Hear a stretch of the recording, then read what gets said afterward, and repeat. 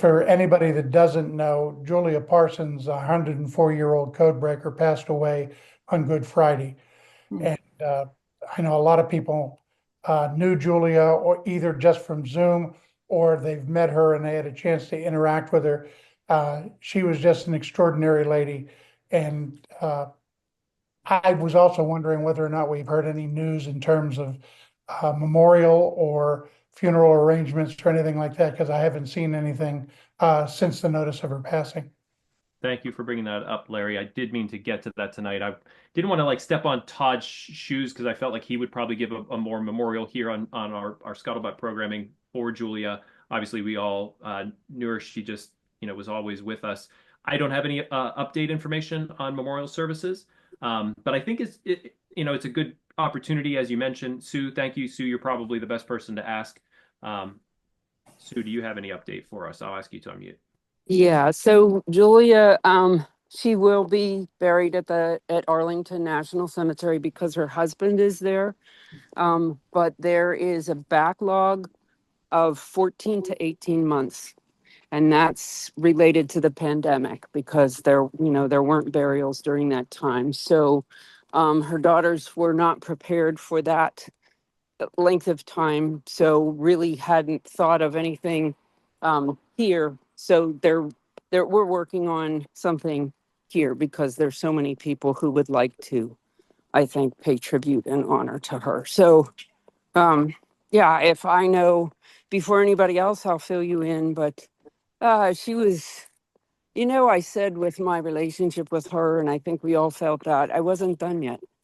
Even at 104, I needed more time with her. So yeah, thank you, Larry, for remembering that. I was honored to meet her when she started working at the Heinz History Center with our Eyewitness to History program. Yeah, And so I worked with her for well over 12 years and would see her at the VBC events and other veteran events. But the most telling thing was to see her sitting at a chair with a whiteboard behind her. And most veterans that do the Eyewitness to History program, they have artifacts and stuff from their service that they share with the kids. She would take a whiteboard and a marker and start to diagram out how they would try to identify the codes and how they were able to work with the Enigma code. And to watch particularly young girls in the class just look at her with such awe as she would just enrapture them with the stories on the work that she was doing. And then she'd tell them that she didn't even talk about the work that she did until after her husband died because she had been told it was classified and she wasn't able to say anything. And she read an article about Enigma in the paper and she realized and found out that it was declassified and she could have talked about it. But she never said anything for, 40 years. Uh, Nobody knew what she had done. And she was just such an unassuming woman and just so full of life. So I know exactly what you're talking, Sue, and I know how close you got to her, particularly towards the end. But Julia was just a real special person, and I just wanted to make sure I didn't miss anything in terms of a memorial or funeral service. no, I will make sure that that's out there. She had been moved maybe 3 weeks ago to the VA Community Living Center in Aspinwall. Well, I can't say enough about that, but unfortunately, by the time she moved, she was not real aware of where she was. But it was a great place. Um, it made me really sad because they do a military salute when someone passes, and it was myself and a neighbor, and that's not the legacy that she left behind. So I will make sure that people know so they can pay tribute. Thank you, kiddo. Appreciate it. Yeah. Sue, and if anyone else here would like to share a memory of Julia, there's actually Greg Yost. I know I was emailing with him today, so he might have something to say. I'll let him in the room. I had emailed with Sue and said Julia was just, I've only been with VBC for going on 5 years now, but Julia was just the nicest person. And you're right, so unassuming. To look at her, you would not have guessed this history or even how old she was because she carried herself like a 70-year-old and just She was always at a breakfast, always online. Said if anybody has problems getting online, we have a 103, 104-year-old who joins us every Monday, and she knows how to work that computer. But Yeah. um, uh, she was a special, very special lady, and we're gonna miss her greatly. Absolutely. Um, Justin, I don't want to change. Justin, I see your Miller, you see your hand up. Let me unmute you. Justin, were you gonna add anything about Julia or something from our previous discussion? Something from the previews. Okay, hold on just a minute, Justin. As I know Greg Yost just came in the room. Greg, we just mentioned Julia. I know you and I were emailing, so I want to give you the floor. Wow, what to say? 104. I guess we all wish it had been 105, but seriously, think about that. There aren't very many people, probably for any of us, who you get to know after they turn 100. I think that I did probably know her from some of the breakfasts before she actually turned 100, but I didn't really get to talk with her or anything like that until she was 101, 102, whatever. And she was, of course, very much with it, as we all know. She was zooming in, which was terrific. I definitely wanted to pursue some angles with her outside of the wave story where she was code breaking in DC during World War II. Not because that's unimportant, but because we'd heard that so many times. But I wanted to know what she thought of it and what led her into it. And she was a depression survivor, but she, I guess, was doing well enough that I think her dad was a professor at Carnegie Tech, and she took the English. She was an English major, so she did the whole classic, standard Shakespeare and all that fun stuff. I asked her if she learned any new words when she got into the Navy, and she said yes. She there was some new vocabulary that she hadn't been exposed to when she was an English major at Carnegie Tech, and she got a big smile out of that.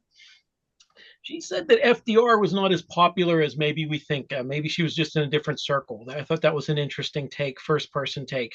Historically, we have him as one of the most popular presidents, but she said there were a lot of people who didn't like that guy. And I think maybe she and her family were one of them.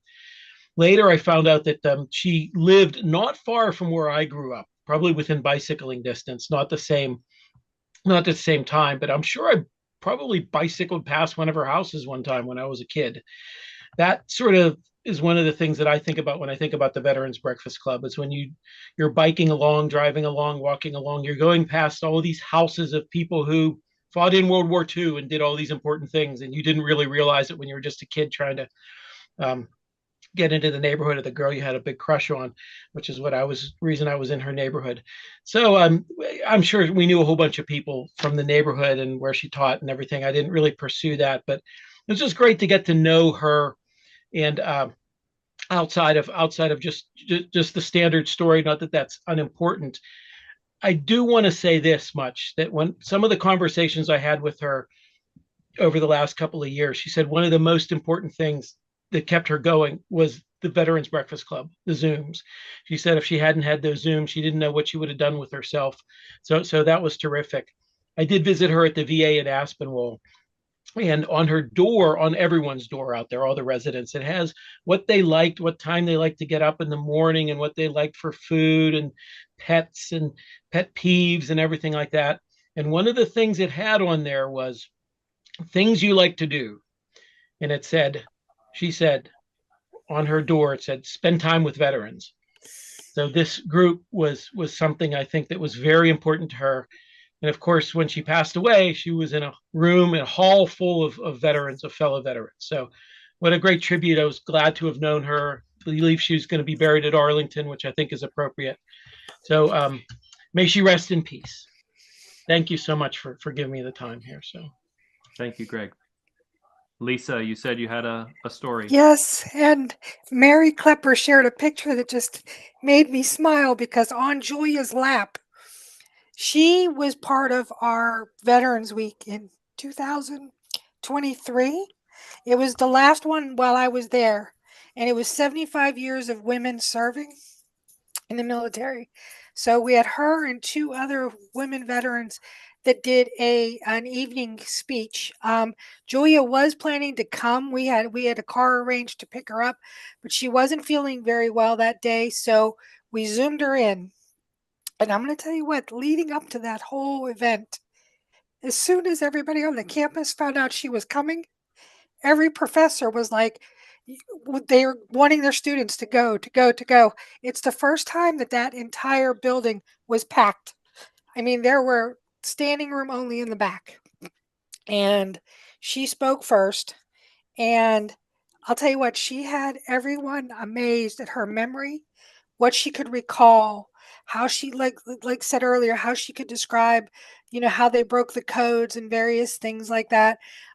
She just had everybody, every student was walking out of there that night talking about her because we were by the doors as they were funneling out. And just talking about her experiences and the fact that she was sharing her story at 100 plus and how amazing it was for the time when she served as a woman, how much she accomplished. But the blanket that's on her lap was actually the thank you gift that we gave her. I gave it to her at that event because she couldn't come directly. But I'll tell you what, our kids were talking for days after that event. Professors, everybody.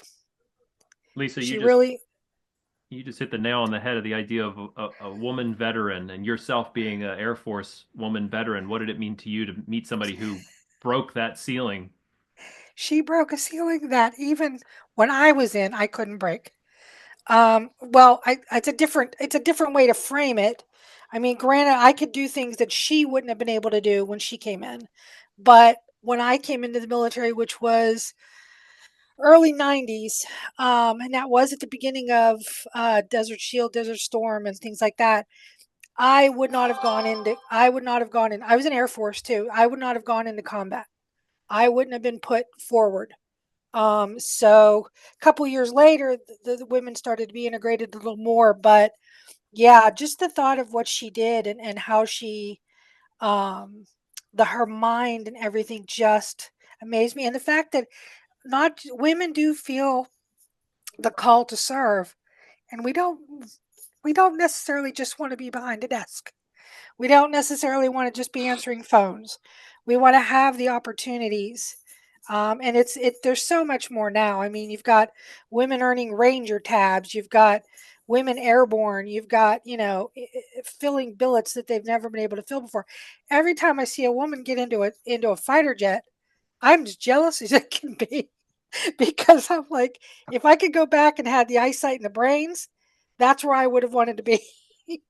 In that pilot seat. So, yeah, she really made a difference. And the two women that were there, we had a combat medic, and we also had a Black Hawk pilot. And even those ladies, with all of their accomplishments, they were just Julie. They had a lot of questions, and we were talking about how to wind it up, and she was like, the two ladies that were there, like, oh no, don't wind it up. We want to hear more. So yeah, she shared just so much, and it was just a great event, and I was glad I got to actually see her in person, to be able to personally thank her for the impact she had on her students and impact she had on me as well. So Not only one of the nicest people I've ever met, but she had a funny bone. yes, She she was did. hysterical, to be honest. Like she would Yes, bring the house down every time we had her at an in person. yes, she Chris did. She was great. Chris Parolo. Yeah, just two things I wanted to mention. When she was 102, I'm pretty sure it was 2 years ago, we were doing a Zoom and there was a discussion. I do not remember the subject, but I was involved in the discussion and made a point, and that was that. But 3 weeks later, she walks into the breakfast, comes right up to me, calls me by name, recounts the conversation, and asks me a question. 3 weeks after this discussion at 102. And I look and I never forgot that. I said, this woman is sharp as ever, and God willing will stay that way. And I never took that for granted again.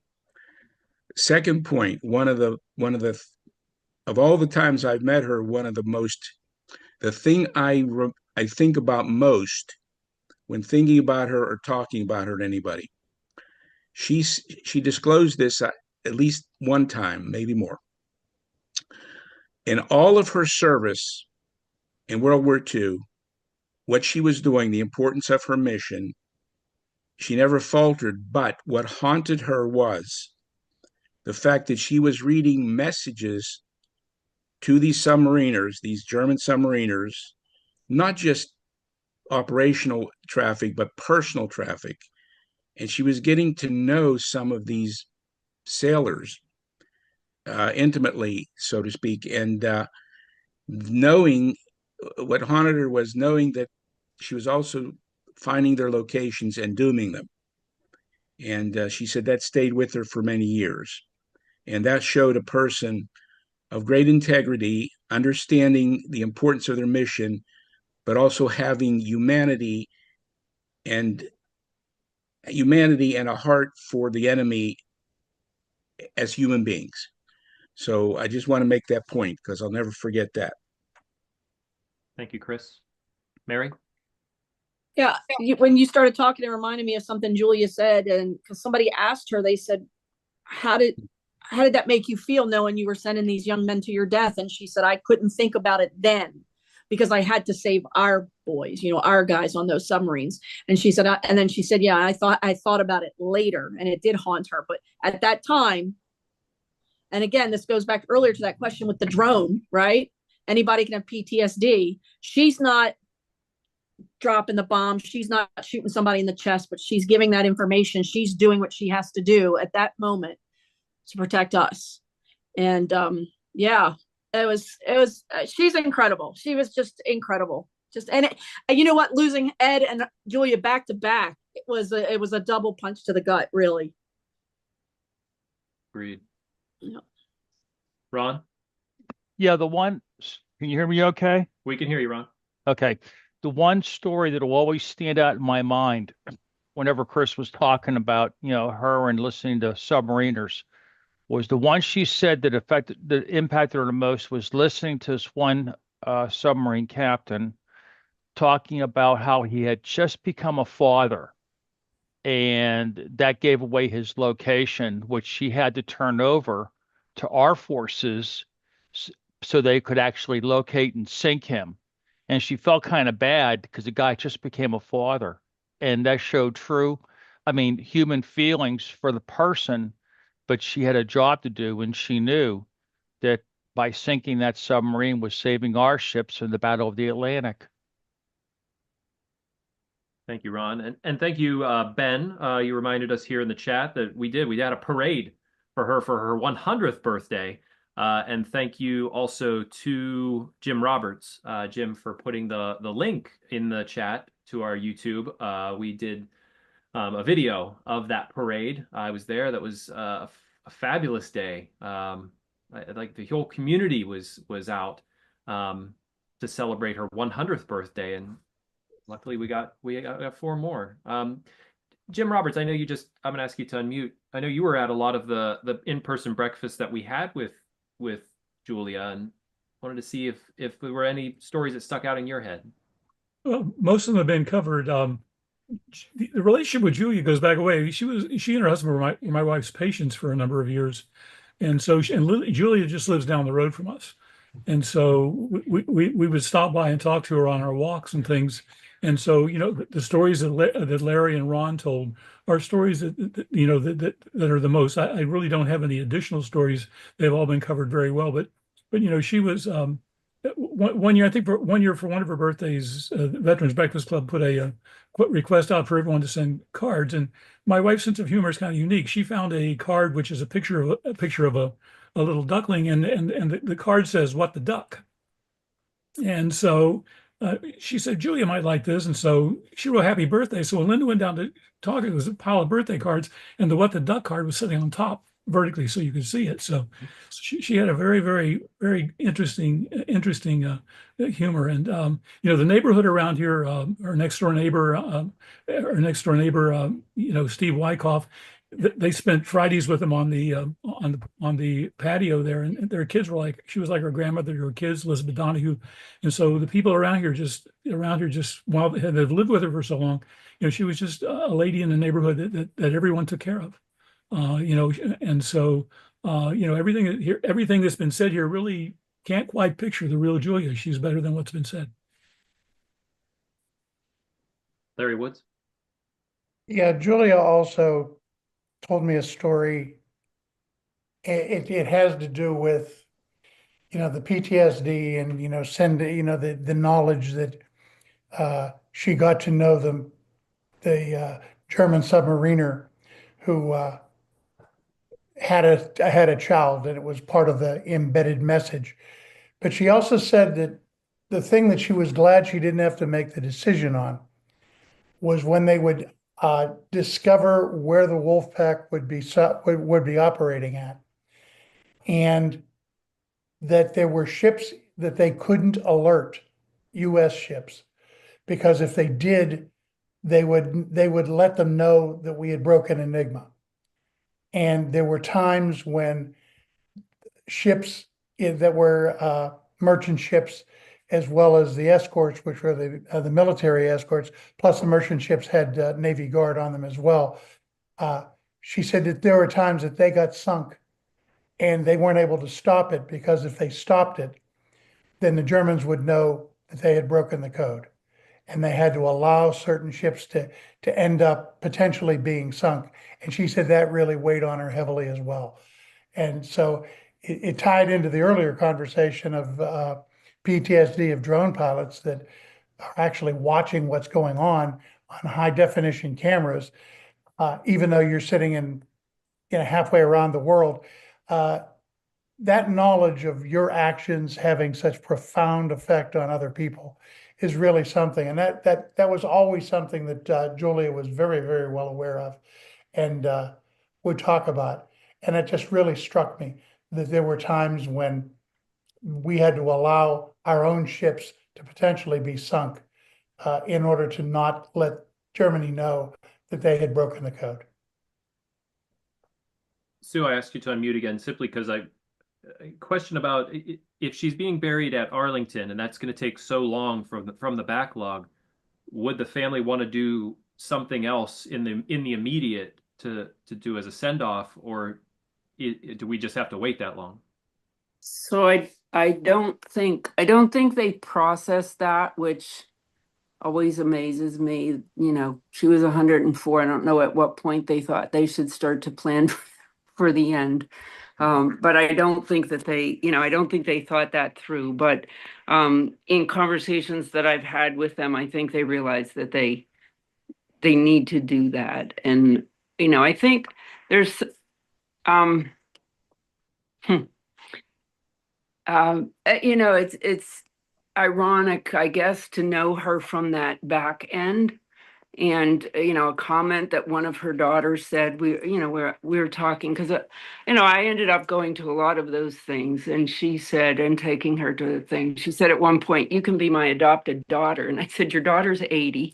So I'll go as your adopted granddaughter." But we oftentimes talked about her family. They didn't know. Not only did her husband not know, but her children didn't know what she did. And her one daughter said, "I don't know why she continues to talk about that. That's all in the past." When you're 105, everything is in the past. So I think they're just getting the scope. And I think after this conversation, I will certainly pass along with them. I don't think that they understood the gravity of who she was here among those people who loved her. So I'm pretty sure that something will happen. And this conversation really helps, I think, for me to, you know, I think they didn't want to plan, you know, go through any kind of planning here if no one's going to show up. And I said, that's not going to happen. So yeah, thank you. Of course. Yeah. And I will let you, you know what happens here. And it might mean, you know, taking the, you know, with the permission of the daughters, with the family, you know, taking the bull by the horn. And, you know, I certainly don't mind planning something. So I'm sure there would be lots of people in that circle. Absolutely. Yeah. Greg Yost? Yes, one other thing that I forget if it was mentioned, but when we talk about all of the stories she told to us about the code breaking and getting to know the captains of the U-boats and what she could and couldn't tell to the Allied shipping. She wasn't allowed to talk about that for 50 years. She didn't even tell her husband. All those stories, she just spent most of her life not telling anyone. And that to me is sort of amazing. I know that she, when her husband got transferred and they lived in Britain for a while, she very well may have driven past Bletchley Park on her way to church every Sunday, and she didn't even know what Bletchley Park was, because that was still a secret for up until the 1970s. I just find that all these stories that we get to tell about her, she wasn't even allowed to tell the overwhelming majority of her life.